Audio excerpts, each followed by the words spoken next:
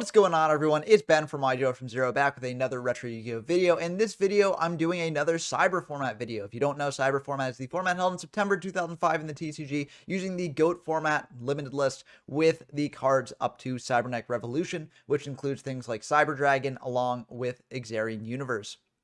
So this is a very, very explosive format. Stein is running around bringing out things like Cyber End Dragon, Cyber Twin Dragon, so Stein OTK decks are all the rage, and we're playing one here today. Now, previously on the channel, I'd shown off Stein Monarch, which used the Monarchs along with Last Will to bring out Stein from the deck and close out the game that way, and it also has a longer grind game. If you can't pull off the Stein stuff, you can generally win through the Monarch stuff itself.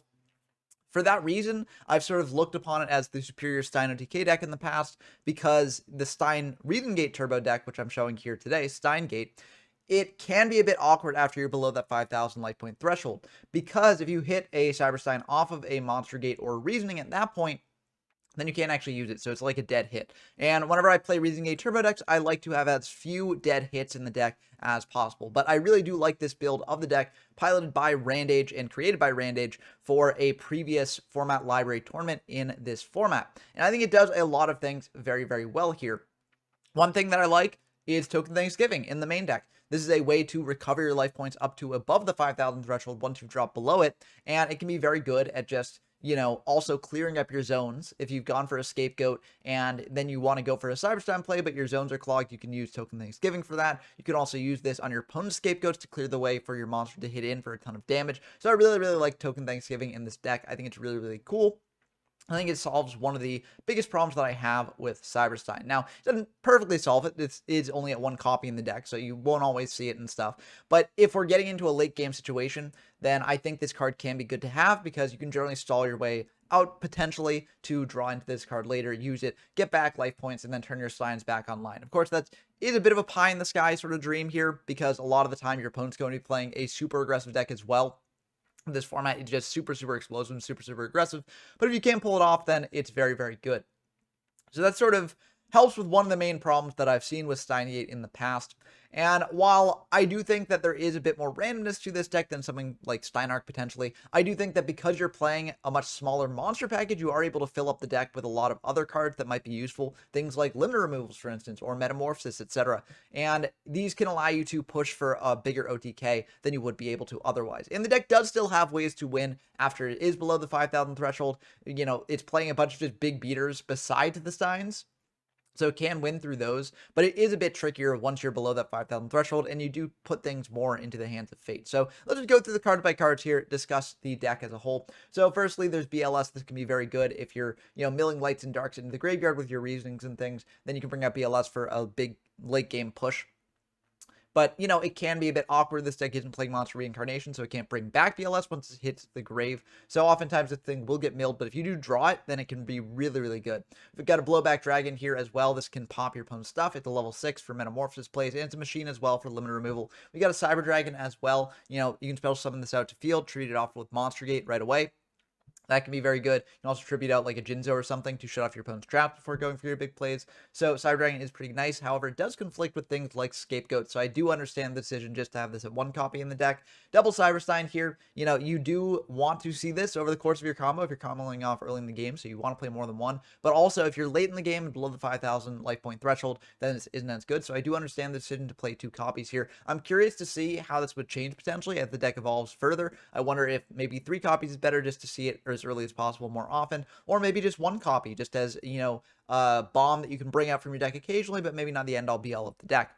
We've got a Demock here as well. This is very, very good to hit off of Gate or Reasoning, and also it does pair with things like Metamorphosis. You can go into something like Cyber Twin off it, you can go into Gatling Dragon off it.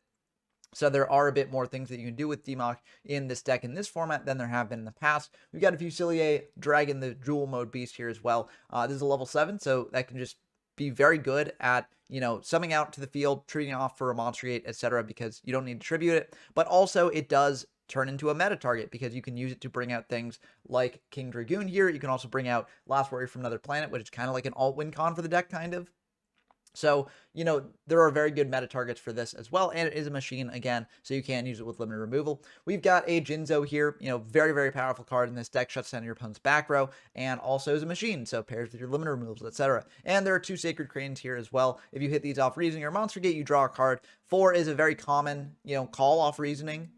So, this isn't at 3 copies here, probably to play around that, or maybe there just wasn't a deck space for it or wasn't seen as impactful enough. But Crane is a very, very good card in these Reason Gate Turbo style decks, and you're never really upset when you hit this.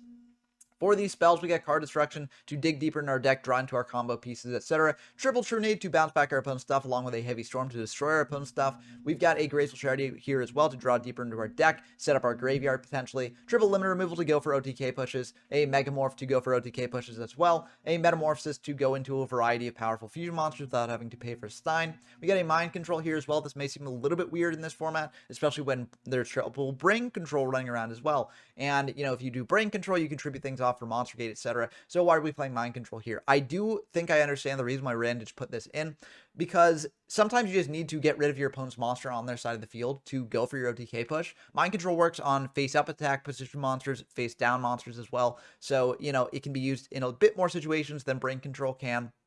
And also, it can take control of flip monsters. People are still playing flip monsters in this format in a variety of decks. So if you have this, you can take control of them, flip up the monster, do a powerful effect, and pop off from there. But I do think Mind Control is very good in this format. Also, even if you can't tribute or attack with it, there are ways to destroy what you take with Mind Control. For instance, if you take a machine monster, you can go for limited removal on your other machines, and that will pop the monster you take with Mind Control as well in the end phase. So there are a variety of different ways that you can get value off Mind Control. So I do actually like it in this deck, even though it's not necessarily the typical pick for these styles of decks. We got Triple Monster Gate here as well. This is definitely the better of the 2 between Reasoning and Monster Gate. And just getting guaranteed hit is very, very nice and very, very powerful. We've got Pot of Greed here as well to draw deeper in our deck. Pre-mat to bring back our stuff. Also pairs with the True Nades quite nicely. Reasoning to dig deeper into our deck. Hopefully hit a powerful monster to get out here. There are a lot of really powerful hits in this deck.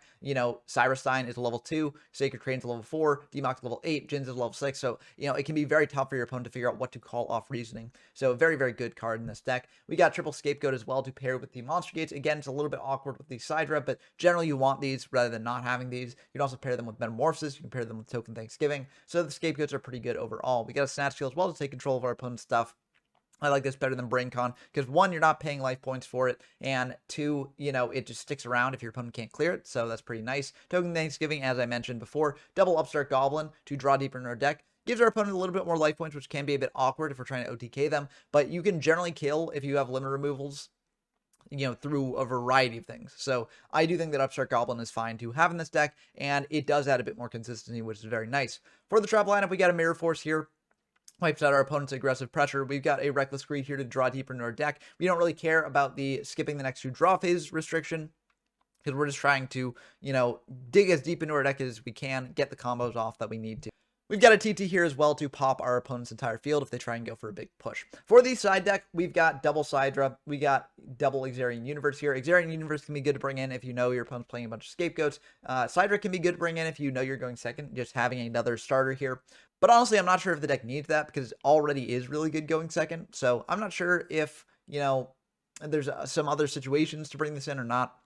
But I found myself not really bringing it in when playing these games. We got double Jowgen here. This can stop our opponent's OTKs, but it's a bit awkward because it stops our stuff too. Of course, we can tribute it off for something like a Jinzo or a Sidra or a Blowback, etc. It is a light, I guess, for the BLS, but it is kind of an interesting card here.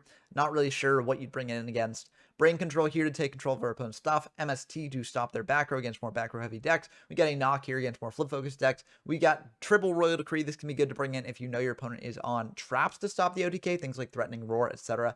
And speaking of Threatening Roar, we got 3 Threatening Roar in case we're up against an OTK deck as well. This can be good to bring in. Stops their OTKs if they go for something like True Nade. For the fusion deck, it's a pretty standard fusion deck for this time. We got Cyber End Dragon, Cyber Twin Dragon to go for OTKs. We got a toolbox of other monsters as well. Dark Ball the Terrible, Dark Blade the Dragon Knight, Dark Flare Knight, Dark Fire Dragon, Fiend Skull Dragon, Gatling Dragon.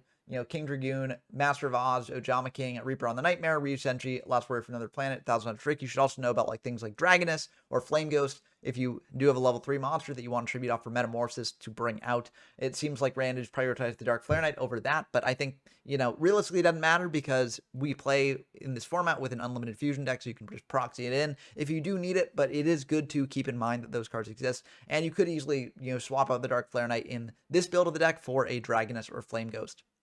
So that's going to do it for the deck breakdown here. I think this deck is really, really sick. I think playing it and like thinking about it and doing test hands with it, I think I really have come to an appreciation of this deck. I think it is definitely a very, very powerful deck. Not necessarily the inferior Stein or DK deck as I originally thought. I think it is just very, very explosive, very, very powerful. And I think the best way to see that is to dive into some games. So let's dive into those now. Here we got a game against Dump Trick, a frequent guest on the channel. We're going to dive in to this fun gameplay here. And if you do enjoy seeing this gameplay for this format or any of the formats that I've covered, definitely subscribe to the channel. We got a lot more coming, and I'd really like to reach 1,400 or even 1,500 subscribers by the end of the month. So if you subscribe, that'll be helping us along to that goal, and also you'll be able to see more videos like this. So our opponent's going to go for Pot of Greed here to start off. That's really, really good. You always want to start off with as full of grip as you can get. But we draw into Blowback. Oh, they've got Dust Shoot, though, so they'll be able to send that back. We could potentially go for a big play here, and I think, honestly, I will. I'm just going to go for reasoning, see what they call. They're going to call a 6, and we do indeed hit a Cyberstein. Okay, I actually could go for an OTK here. I'm going to bring Cyberstein in defense. It's a bit awkward. Maybe I could have brought an attack just to try and go for more damage here, but I also don't want to open myself up to, like, losing, because I do think that I can't probably OTK here. But, I mean, we're going to Minecon, so that way we can get in for more damage here either way. So maybe their set will allow us to do that. So maybe I should have just done it in attack just in case. But it's a Magician of Faith, so that's really good for us. We're going to go for card destruction here, trying to dig deeper into our deck, get an OTK here. Our opponent's going to pitch a bunch of good ones, showing that they're probably on a Steinarch build here. And we draw 3 good ones, but unfortunately that won't quite be enough for lethal. We can pay with Cyberstein, get out like Cyber Twin, tribute off for Cyberstein to bring out Sidra. And that would be a lot of damage. That would be 7,700. That honestly might be worth doing because it just gets them so low. They can't use BrainCon. They can't use Premat. So I think I am just going to do that. So I go for the Sidra here. I bring out the Cyber Twin, tribute off for the Sidra, and attack in for a ton of damage. I also could have gone for Cyber End, just so that way if they set other things, then I can kill them next turn anyways. But I figure that we're likely going to kill them next turn anyways through a lot of stuff. So I'm just going to set 2 pass back. I don't know what can kill me here. But, I'm just setting 2 just in case. If they've got heavy, they've got heavy. Not much I can do about it. But, I'm probably either going to die this turn or win this turn, kind of. So our opponent's just going to set 3, pass back. As we draw another reason, we're going to go for it. They go for 8. We go for Sacred Crane here. So we're going to bring out an attack. We do think about whether to bring out in defense mode instead because we are a bit of risk here. We draw into Demok, which is really good. We're going to tribute off the Crane and the Sidra, go for Demok here. And we're going to grab back that giant Trunade. So now we can Trunade away the board. They got book for the Demok, which is unfortunate. We won't be able to OTK this turn. But again, I'm not too upset about the Demok being on field set down. We can flip it up next turn, attack in for a lot of damage then. And our opponent's at 300 life points. So I feel like we're in a really good spot here. And they drew and they realized they did not have a way to out the Demok. So that's just going to be the end of the game there. So pretty good showing for the deck. We weren't able to OTK our opponent, but we were able to get them low enough that, we were able to win. And I think that's one of the most difficult things about this deck, deciding like, okay, do I go for the Stein even though I don't have lethal this turn, or do I hold it for when I do? And that can be very, very tough to figure out. I think that's one of the hardest things about this format in general, just knowing when to hold your OTK and knowing when to just push for a ton of damage. So our opponent's going to go for pot here, draw 2, and they're going to set 3, pass back to us. We draw a Token Thanksgiving, which is pretty good. They've got the Dust Shoot here, so they will be able to see our hand. We could just go for a preemptive Token Thanksgiving, with the Scapegoat, but I don't really think I need to. I can just set the Goat and the Reckless, pass back to them. I think I should be in a good enough spot here. They're going to flip up a Magician of Faith and get back that Pot of Greed there, and then they're going to go for the Pot of Greed, draw 2 more, and they're going to bring out a Sangan here. They're going to attack in for 13, or at least they're going to attempt to. We just go for the Scapegoat now because I figure we got another Scapegoat in hand, worst case scenario. So it should be fine firing this one now. We draw into an upstart as well. We're going to start with the Greed just in case we draw a way to OTK with just that, and we don't need the upstart. We draw Cyberstein, which is really good. We got to think about exactly how to do this because we don't have like limiter removal or anything. So what we could do is we could go for Stein for like Twin, attack in. And that's like a decent board, but it's a little bit awkward because again, we can't lethal them this turn. So Another alternative, we could go for Upstart now and try and draw deeper in our deck, try and draw the OTK power, and that is indeed what we do. We've got Megamorph, we've got Limit Removal, so I figure either of those should be enough to get me there, but unfortunately we just draw a Sidra. So there's a couple different things we could do here. We could go for Token Thanksgiving, Special Sidra, Tribute Jinzo, attack into one of their stuff. That might be the better move to do, because it doesn't put us down 5,000. We also have Scapegoat as follow-up for that too. So that might be good, although TT is in our hand, and we kind of want to use that on them doing like a powerful play. So we might want to not commit the Jinzo yet and just try and commit this Stein, get them down a lot of damage, and ultimately be fine that way. So we're going to do a big thing here because we do have to decide between the two branching paths. Either way, we go for the Token Thanksgiving to bring out the Sidra to, do a big play. We're going to go for the True Nade because we're not going to do the Jinzo play. Again, I do have TT here, and I want to make use of it. So we bring out a Cyber End here. They're going to attack in, or we're going to attack in to the Magician of Faith. We're going to attack in to the Sangan as well. And they search out a Reaper, which is a bit problematic for us. They're going to be able to, set that. We won't kill it because we brought out Cyber Twin instead of Cyber End. I felt like Twin would deal more damage overall, and I was fine with that. But I guess End might have been the smarter play just in case they do search out something like Reaper. So maybe in hindsight, I should have gone for Twin or End, but I also have the Scapegoat as a defensive option in hand. What I don't want them to do is take control of the Twin or whatever fusion monster I bring out and then attack into Scapegoats and win that way.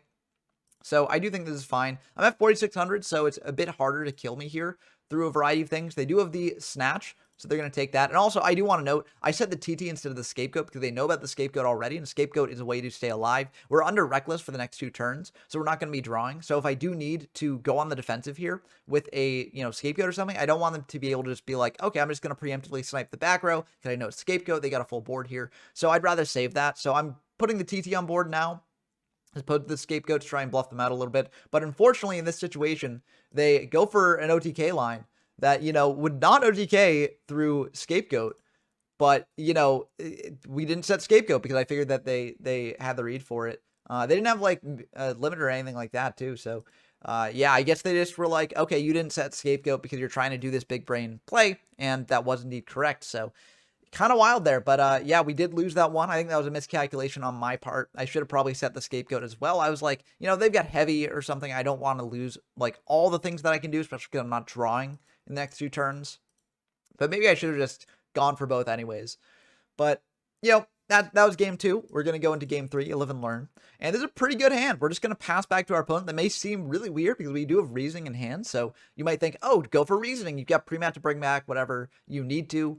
We know they're on Reaper, so they could get in to rip a card out of hand here. What are you doing here? And the reason I don't do that is because I don't want them to turn on Sidra, because I know they're on Steinarch. Sidra into Zaborg is really disastrous for me, so I don't want to set up that play. I'm fine if they summon out Reaper and hit in. They're going to bring out Cyber Stein and hit in, so that's a bit scarier. Our Steins are now dead, but either way, I think this is ultimately fine. We're not dead here because they don't have Limiter, so I feel good about that. We could have easily been dead here for our greed, potentially. But luckily, it didn't work out that way. They do have the duo here, so they're going to hit out that Reasoning, which is going to be very unfortunate for us. We're going to pitch this blowback because we can bring that back off pre-mat, go for gate, do things with that. We can also, limit removal it to attack over Stein if we manage to pop that one back row that they've got. So I think I'm fine just going for pre-mat here on the blowback. If they've got MST, they just win the game. Nothing we can do about that. But it looks like they do not, so we're going to bring out that blowback. And we are just going to use the effect to try and pop that back row. They are going to let that go through, but unfortunately we do not manage to pop the back row with the blowback. So now there are a couple things I could do here. I could potentially just, say that back row's nothing anyways, and just attack in with the blowback over the Stein limiter to try and get game. But I am a bit worried about that back row. I don't necessarily want to play into that scenario where it is something good. So what I'm going to do here instead is I'm going to go for the gate. This could backfire on us if we get Stein, but we do have another gate for that. So realistically, the only scary thing is if we don't hit Stein here, and then we have to decide whether to go for gate again. If we get Jinzo, that's really, really good. If the back row is Book of Moon, then we're dead anyways. We don't have anything that can stop that. So, I'm just going to attack in. If it's not Book of Moon, we're in a good spot because a trap is shut off by Jinzo. And then in damage, we go for the limiter, and that will just be good enough to win. It looks like the back row was Saku, so I'm very glad I went for the Jinzo play there. But very, very intense stuff for sure. I actually think these games were very interesting, even though they did end really quickly. I think that this format is definitely not for everyone because it is very explosive and, Stein can just kill out of nowhere very, very quickly. But I do think that there is some level of skill involved in knowing when to go for big pushes and not. And, to sort of illustrate that as well, let's dive into the next match that we've got for this deck too. Okay, for our next game, we got Model Zero, who I think this is their first time being on the channel, so welcome to the channel if that is indeed the case. Pleasure to have them on. And we are going to dive into the games. We do win the rock, paper, scissors, so we've got a pretty good opener. Now, we do have a couple options here. We've got a pretty spicy option that we can go for. We can go for Fusilier, then just net it away to bring out Last Warrior. Then they can't summon anything. And that could just be sort of a win con in itself. But I don't necessarily want to do that because, if they do have ways to deal with Last Warrior, potentially like Snatch Steal or something like that, then we're in a really, really tough spot. We also can't Monster Gate away the Last Warrior, which I did actually find out in this game. I had to look up that ruling later, which, may hint as to what happens here. But I feel fine just saving it. We can go for Gate potentially on a later turn, try and go for an OTK. And, we're turning their side Red's dead, which is another reason why I didn't want to necessarily commit into the first turn. And if they do go for a Stein play here that doesn't kill us, then we do have the limiter to potentially kill them on the crackback. So they're going to set 2, pass back to us. We do have True Nade here, so we're just going to go for a True Nade, try and go for an OTK here. Unfortunately, they do have Threatening Roar, so that will stop that play. And we're in a bit of an awkward spot. When thinking about what to do here, we're just going to go for the meta into Last Warrior play because we can't attack this turn, but Last Warrior is really annoying for them to deal with. We're going to set a Mirror Force here as well to potentially have protection for our Last Warrior. If they take it with like Brain Con or Snatch Steal or something, we can Mirror Force that. We also do have like OTK pushes online now because what we can do is we can tribute set over this with a Jinzo and then go for a Gate to try and do something else. I think that might be a little bit too greedy though, rather than just sitting on the Last Warrior for a while. So I'm just going to sit on it now. See what happens. They're just going to set 2, pass back to us. We draw another Gate, which cannot be activated under the Last Warrior just yet. Again, I could go for the Jinzo's Tribute set into Gate, and that could be fine, but I choose not to do it. And we're going to think about it, exactly what we want to do here. And we are going to just attack it in that set. And it is a Magic Cylinder. Oh, that is going to be rough. So it seems like they're on a bit of an interesting strategy. Magic Cylinder really puts us in a weird spot because we don't want to get down too low. We're going to set a limiter removal, pass back to them. They're going to set another pass back to us. We draw Graceful, so that's really good. We're going to go for True Nade here because now we have Graceful. They go for Threatening Roar, which is just rough because now we can't attack in this turn. We're going to just set the Mirror, pass back to them. No real need to go for the Graceful just yet. And they give us a Cyber Stein with that creature swap. That could be pretty good for us. We're going to Mirror Force our Last Warrior so that way we can try and do some Stein plays next turn. We draw a Scapegoat, and we're going to go for Graceful Charity, trying to draw a way to deal with that back row. We're going to think about exactly what we want to do here. We're going to pitch a Scapegoat and a Snatch Steal. We're going to go for Upstart here as well, draw into a BLS here. We have a couple different options. I'm just going to tribute over the Stein for a Jinzo here. I could have also flipped up the Stein, paid 5,000, brought out a monster here, and then Monster Gated away the Stein for other things, and then potentially tribute out for a Jinzo of my own. I felt like that played a bit too heavily into like TT and stuff, so I didn't necessarily want to do it. But I do have Premat, I guess, but Premat couldn't bring back anything here except for like Fusilier, which is a bit awkward. So I'd rather just go for the Jinzo here, go for Premat on the Fusilier to try and get in lethal damage with Limiter. Unfortunately, it's a Scapegoat there. So if I'd gone for the Cyber Stein into Cyber End play, that would have played around Scapegoat here. Maybe I should have done that. But as is, I get punished for it. I go for a Gate on the Fusilier, just trying to draw a way to get out of the situation. I get into a Stein, which won't quite help here. And I tribute away the Stein for a Crane. So Crane will draw me a card. Also, it's a light to potentially set up light and dark plays for the BLS that I've got in hand. So we're going to attack into 2 of the tokens. And we're just going to, not activate the Scapegoat. We're going to set the Scapegoat. Unfortunately, that was just a misclick that does happen occasionally on DB. They're going to go for a Cyber Stein here, bring out a Cyber End, and switch a token to attack. Creature swap that. So, we give them a Crane. I probably should have given them the Jinzo here, but I felt like they're going to deal a lot of damage here, and I don't want to just lose. So, they're going to attack into the Jinzo with the Cyber End. They've got the Limiter, and that should be the end of the game here. So, unfortunately, we weren't able to win that one. I think we could have if we had played around Scapegoat as opposed to other things like TT, because, it's basically playing around the 1 of TT versus, like, the potentially 3 of Scapegoat.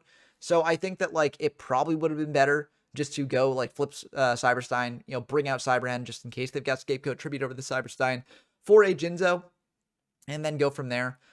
If it didn't work out that way, then like, I did have the Premat as follow-up. I could have brought something back, gone for Gates, done that sort of thing. So it probably would have been the better play to do that line. But I didn't think of it at the time, and unfortunately, it worked out pretty badly for us there. But hopefully we'll be able to win game 2. We are going first, which is pretty nice. We can set up a potential play here, and that's a really, really good going first game. We bring in the Exarians here. I forgot to mention, I brought in an Exarian. I also brought in 3 Royal Decree to stop the threatening roars. So I took out 2 True Nades and 1 Heavy because I figured the Decrees are serving the same role of those cards. And also, they're bad into threatening roar, so I figured the Decree would be a bit better there. And I also brought out 1 Reckless Greed because we are playing the Decrees, so Greed gets a little bit worse. So that's what I brought in the siding. Not sure if that's the correct way to side, but that's how I sided. We go for a Graceful here. We pitch a Sidra and an Exarian to get a Light and Dark and Grave. We go for a Pod here. We're just going to set a Scapegoat, set a Royal Decree, pass back to our opponent. I feel like we're in a good spot. We've got a Snatch to take one of their cards. We got Blowback to tribute over it. We get Decree to shut down their threatening roars. They go for Heavy, though. That's really rough. That is the biggest punish to the play we did. We're just going to bring out these Scapegoat tokens. Hopefully they don't have, like, Cyber End plus Limiter. That'd be really bad. Looks like they've just got a Sidra.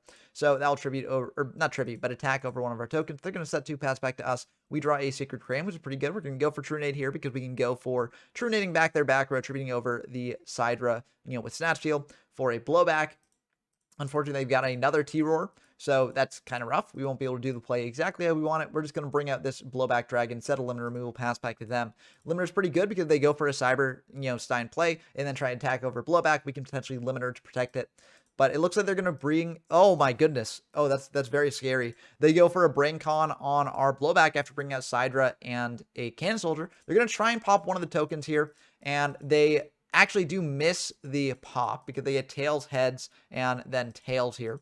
So I removed the token prematurely, but they won't be able to get in for any additional damage here. They're just going to be able to attack in over our board there and then tribute off the Blowback with the cannon, set 1, pass back to us. We draw another Limiter, so not the best spot to be in. We're going to think about this a bit. We're just going to card destruction here because we really need to dig into our deck to draw something to do here. We could have potentially, summoned out the Crane, hit over the cannon, just cleared it from the field, but then they just hit over that with Sidra next turn, and I'm not in the best spot, so I'd rather just draw deeper into our deck. We draw into BLS, which is really, really good here. So we're just going to bring in the BLS. If they've got, like, Saku or something, then they've got Saku. We got Goat to protect ourselves for a little bit longer, but I think we do just have to do this, and luckily it does indeed go through here. So we managed to take out those. We set a Scapegoat, pass back to them. They're just going to pass back to us, so we can just keep hitting in with this BLS here, and they've got a Scapegoat there, so they're able to bring that out. And we will just pop 2 tokens with the BLS. They switch a token to attack, go for creature swap, but we've got a Scapegoat of our own. So that will allow us just to give them a defense position token. So I'm feeling pretty good about that. They're going to go for Brain Con, though, on our BLS, hit over the, or not hit over, just banish the BLS with its effect, just to get it off field. That's very clever of them. We're just going to switch the token to defense, set this Mirror Force, pass back to them. They've already used up Heavy. I don't care if this gets Trinated. We draw a Monster Gate, which is really good. We're going to go for that. And we managed to hit a Cyberstein. So now we can go for Cyberstein, get out a Cyber End, and then go for the Limiter to try and end the game there. If they've got Karibo, it's a bit awkward. We do clear both tokens at least. And also, we can Limiter to wipe away our Stein. So that way we're not in a vulnerable spot really next turn. But it looks like they're just going to admit defeat there, so they did not have the Karibo. So very good stuff there. Very good showing for the deck, and that was kind of interesting. You don't normally see grind games with these decks in this form, but when the threatening roars are getting activated, that can happen. We keep the Decrees in, even though we're going second here, because again, against threatening roar, like True Nade and the Heavy are a bit worse. So, I kept the siding largely the same here, even though we are going second. Our opponent's going to go for a Graceful, pitch double Cannon Soldier, bring out a Reflect Bounder, set 1, pass back to us. That is actually a very interesting card and a very annoying card for us to deal with, because that's basically guaranteed to deal us at least 1,700 damage. 1,700 damage drops us down to 6,300. That's very easy to kill through, or not kill, but to get below the Stein range. So our Stein's a bit worse. If we do go for a Stein play, bring out like Cyber Twin or something, then, we're going to take a lot of damage there. And so I don't necessarily want to do that. So this is kind of an interesting spot to be in, and I actually have to think a fair bit about this to decide what to do. What I ultimately end up doing here is I bring out the Fusilier and just try and crash into the Reflect Bounder. I'm taking 1,700 here, sure, but I'm also setting up the Fusilier Engrave for the pre-mat, which I'm sort of viewing as a different win con, because I'm basically taking it as a given at this point that I will be dropping below 5,000, so I won't be able to use the Cyberstein in hand to any good effect. So what I'm trying to do now is like, okay, I'm going to be taking a lot of damage here. what can I do to survive after that? What is my game plan after that? And my game plan here is to pre-map back the Fusilier 2800 attack. Hope that's good enough to get them down below the 5,000 threshold, so that way they don't have an easy out to the Fusilier here.